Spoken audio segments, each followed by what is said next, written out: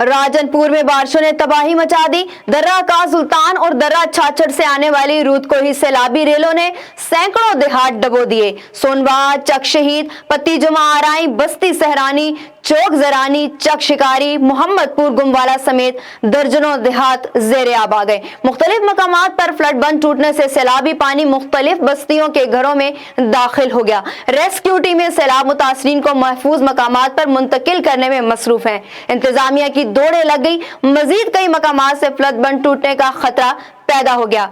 अब तक सैकड़ों मवाजियात समेत हजारों देहात सैलाब की जद में आ गए हैं।